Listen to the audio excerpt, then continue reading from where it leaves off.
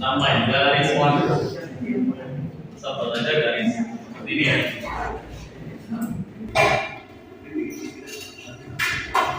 Ini lampau. Dan sini ini. Dari masa lampau, sejarah umat manusia dimulai dari siapa? Dari Adam. Alaihissalam. Setelah Adam ada Nabi Idris dan Nuh. Dan seterusnya ada 25 ya. 3 nabi terakhir sebelum Nabi Muhammad. Ya, yang paling familiar ada Musa, Isa, baginda Nabi Muhammad Sallallahu Alaihi Wasallam. Oke. Islam sebenarnya secara jalan hidup ya dari manusia pertama Nabi Adam. Semua nabi-nabi beragama Islam sebagai jalan hidup. Nah, sampai di nggak jadi Nabi Musa, semua nabi ada aja umatnya yang ingkar. Sampai ke Nabi Nuh, umatnya ingkar. Tapi nabi-nabi itu juga sama, berbagai macam problematikanya. Yang tentu kita ingat banget, kita bilang sekali itu ketika zaman Nabi Musa dengan kaumnya dari Israel, yang bahkan kalau kita lihat sekarang sejarah sekarang yang di Israel itu mbah-mbahnya atau nenek moyangnya mungkin dulunya adalah kaumnya Nabi Musa. Maka mereka itu kalau kita belajar sejarah, kenapa mereka nggak mungkin akur sama bangsa Arab? Karena dulunya dari ketika Nabi di sini Nabi Ibrahim Alaihissalam, ini dari keturunan yang berbeda. Kita ketahui kan Nabi Ibrahim istrinya ada ya, Hajar dan Sarah. Dari Sarah nanti turun Nabi Ibrahim Israel, dari Hajar Ismail. Dari Ismail nanti turun Hajar terakhir sampai ke baginda Nabi Muhammad. Maka dari sini lahirlah bangsa-bangsa Bani Israel, termasuk nanti kaumnya. Lahirlah bangsa-bangsa Bani Israel, termasuk nanti kaumnya Nabi Sallallahu bangsa Suryani. Dari sini sampai ke bangsa Arab, semuanya Islam. Tapi di sini ada pengingkaran Bani Israel ya, mengingkari Taurat yang diberikan Nabi Musa. Maka mereka menyimpang. Sampai Nabi Islam, pengingkarannya luar biasa lagi. Nabinya dijadikan Tuhan, ya kan? Maka secara agama dan menyimpang, bahkan muncul agama-agama baru, kelompok-kelompok itu menjadikan agama baru. Lalu Allah menggaransikan Nabi Muhammad. Ketika menggaransikan Nabi Muhammad sebagai Nabi terakhir, maka kitabnya juga Al-Quran, Allah garansikan bahwa ini akan suci, terjaga. Sampai kapan? Sampai kiamat. Terjaga. Inna nazzala dzikra wa inna lahu lahafidun. Sampai di sini nabi-nabi semua. Perjuangan Nabi Muhammad juga berat karena dari zaman Nabi Isa. Nabi Isa ini 0 tahun ke 0 Masehi ya, karena Masehi dihitung dari zaman Nabi Isa. Kalau sekarang tahun 2022 Masehi berarti 2022 tahun yang lalu, itu zaman Nabi Isa. Berarti zaman Nabi Isa kapan? Ya tinggal tambah berapa ribu range waktu dari Nabi Isa ke Musa. Tapi Nabi Adam berapa? Makanya hitungan para sejarawan itu hanya sekitar puluhan tahun. Nggak sampai ratusan, jadi 20 jutaan ya, yang lama bumi kita ini kita dilihat harganya untuk 18 miliar. Kalau NASA itu yang 4,5 miliar tahun yang lalu. Sudah lama sekali bumi kita. Umat manusia hanya di ujung saja, puluhan ribu tahun yang lalu. Oke, bisa. Nah, antara Nabi Isa dan Nabi Muhammad, setelah Nabi Isa Allah angkat sekian ratus tahun ada penyimpangan. udah mulai ada penyimpangan, maka Allah kemudian 600 tahun, sekitar 600 tahun berikutnya menurunkan Nabi. Perjuangan Nabi Muhammad tidak mudah. Kenapa? Karena di sini kan zaman disebutnya zaman fatrah. Zaman apa ya? Kekosongan Nabi saja sudah diangkat, Nabi Muhammad belum diturunkan. Jadi umat itu kehilangan panutan dari Nabi yang membimbingnya. Akhirnya perilakunya ya gagal. Maka ketika sampai dekat Allah akan menurunkan Nabi di Jazirah Arab itu perilakunya sangat jahiliyah. Jadi apa yang berarti kelewatan. Bayangin, ketika itu mengubur anak perempuan itu oleh lumrah. Bahkan itu pernah diakui oleh sahabat Nabi Umar bin Khattab ketika sebelum masuk Islam. Umar bin Khattab pernah ketika masuk Islam mengakui, dulu saya tidak belajar pernah melakukan itu. Tapi kok nggak ditangkap polisi? Kita kata itu hal yang lumrah, hal yang biasa aja. Itu kan biadab sekali punya anak perempuan di tubuh ibu, bayangin. Untuk lahirnya zaman sekarang ya, semua lain zaman jahiliyah. Nggak ada masalah. Karena ketika itu mindsetnya punya perempuan itu adalah aib bagi keluarga. Karena zaman itu hebat-hebatnya bukan karena teknologi dan kemajuan teknologi dan ekonomi dan sebagainya. Ketika itu ya kuat-kuatan fisik. Siapa yang beli fisik dia akan dibunuh. Maka karena dia punya fisik, kaum laki-laki lah yang akan memenangkan atau menguasai. Maka punya anak perempuan itu baik. Tidak hanya itu, tapi berbagai macam kemaksiatan yang lain ada di sini. Di zaman fatrah itu. Tapi Nabi karena dari awal memang Allah saja, Nabi tidak pernah bersinggungan dengan apa itu. Jangankan bersinggungan ya. Hal yang berbau sia-sia, mubadah aja Nabi Allah jaga dari itu. Maka dari kecil kehidupannya luar biasa sekali. Beliau sangat dipuji oleh kaum, oleh masyarakat kita ini. Lalu udah belajar dari sekolah pasti yang bagaimana Nabi ketika kecil, dari kecil sampai dewasa sekalipun tidak pernah berbohong. Ya. Itu diakui baik orang Islam ataupun lawan maupun lawan. Karena Quraisy itu walaupun benci, walaupun musuh, ketika ditanya siapa Muhammad ya Al-Amin, ya orang yang terpercaya, tidak pernah sekalipun bohong. Bahkan ada hal yang lucu teman-teman. Ketika tadi kan diskusi tentang hijrah. Ketika hijrah itu, sebelum hijrah banyak orang-orang kafir Quraisy, orang kafir. Ketika nitip harta benda mereka, nitip segala sesuatu itu nitipnya ke Nabi. Padahal benci, padahal nggak suka, tapi nitipnya lebih ke Nabi, bukan ke kerabatnya, bukan ke siapa. Nabi, karena mereka yakin ketika diberikan Nabi itu akan selamat. Bahkan mungkin ya karena dipegang Nabi jadi berkah bagi mereka walaupun dia nggak terima ya. Nah, perjuangan Nabi dimulai ketika Nabi berusia 40 tahun ya, dari 0 sampai 40 itu sudah belajar di sekolah. Ini saya review sedikit biar secara timeline kita itu nanti sampai ke zaman Daulah Umayyah dan juga Abbasiyah. 40 tahun usia beliau itu di tahun 611 mendapatkan wahyu.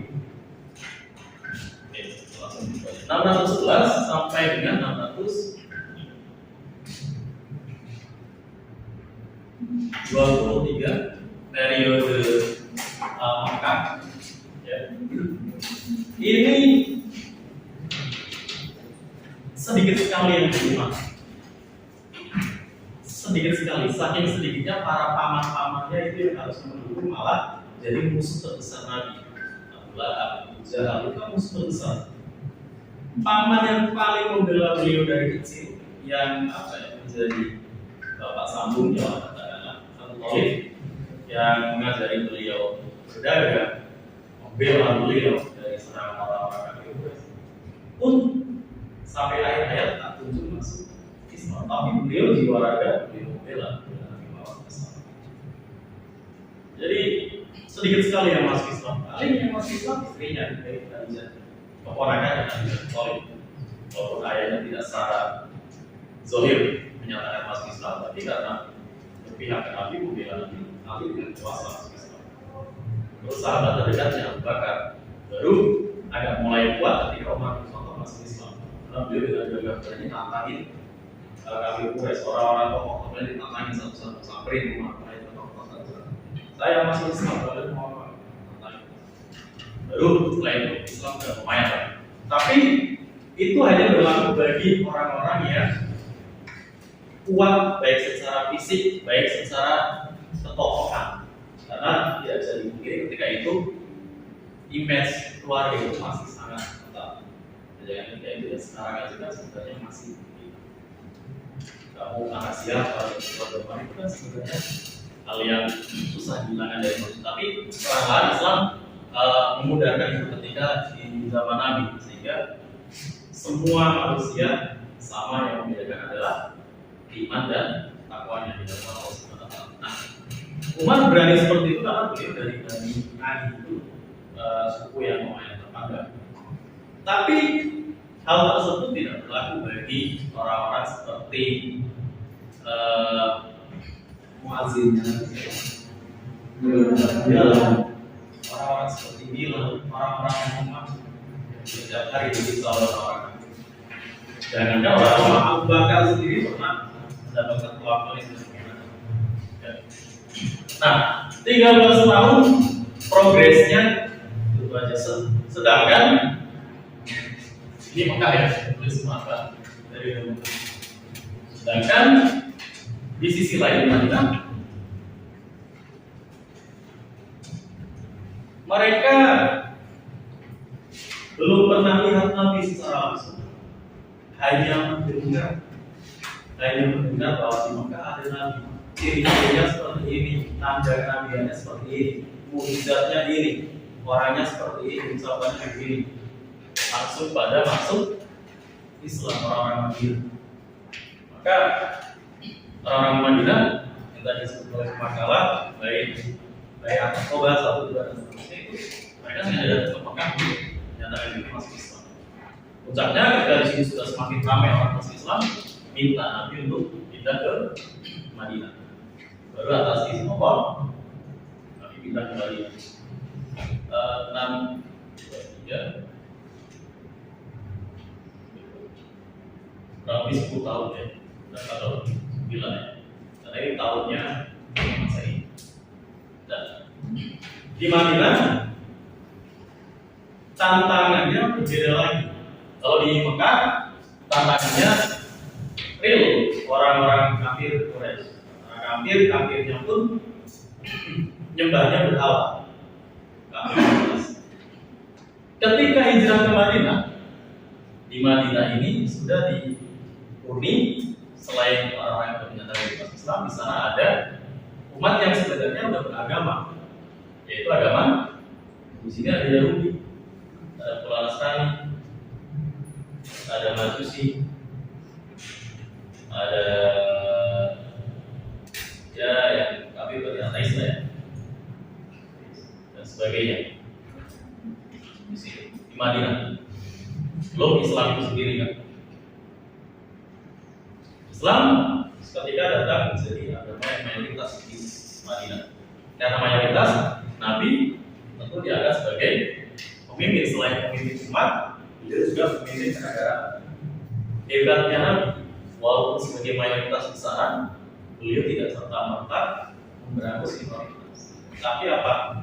Diayomi, dirangkul, dibuatkan undang-undang atau konstitusi yang bisa disepakati bersama.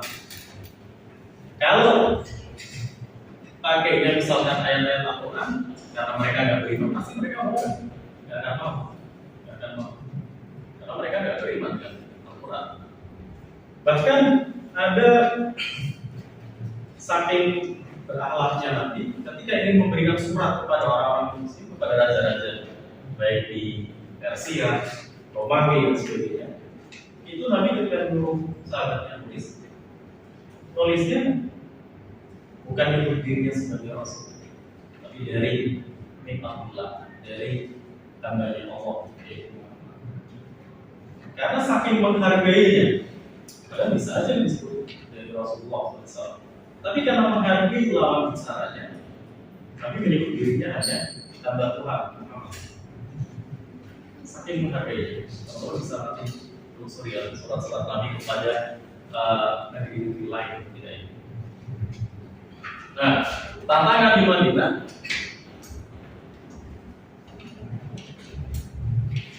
banyak sekali ya, selain sebenarnya ada umat Islam sendiri yang sudah terpecah, ada mulai muncul kaum-kaum munafik, orang-orang yang di depan ngomongnya iya, tapi belakangnya tidak.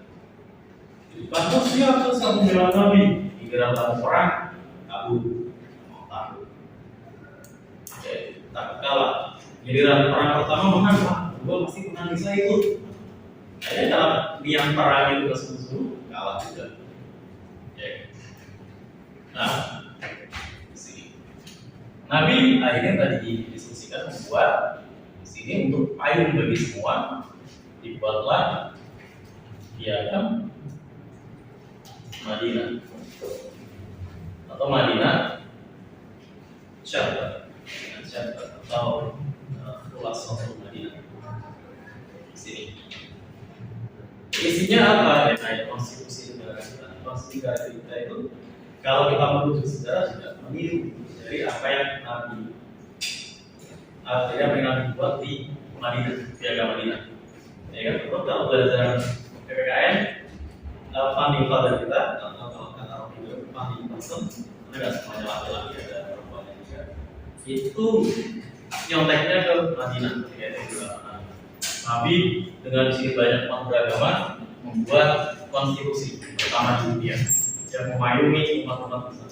Di Indonesia akhirnya para tokoh-tokoh kita ada ulamanya juga, yang buat piagam Jakarta, diharapkan piagam itu memayungi umat beragama di Indonesia. Akhirnya muncul Pancasila itu kan masing-masing. Oke, saya kembalikan ke sini. Tapi apa namanya? Dalam perjalanannya tidak semua umat-umat ini mengindahkan kesepakatan yang sudah dijalankan bersama. Padahal sudah diberikan hal yang istimewa sekali. Karena di sini ada muncul namanya perjanjian Hudaybiyah. Perjanjian Hudaybiyah itu salah satu poinnya gini, kalau umat Islam murtad, biarkan saja. Tapi kalau orang kafir masuk Islam, suruh kembalikan, nggak boleh. Itu kan merugikan sekali bagi umat Islam. Nggak fair dong. Harusnya kan fair. Kalau mereka mau Islam silakan, Islam mau murtad silakan, fair. Tapi enggak, ketika itu mereka maunya juga dong, karena ini kan kembali ke awal-awal katanya.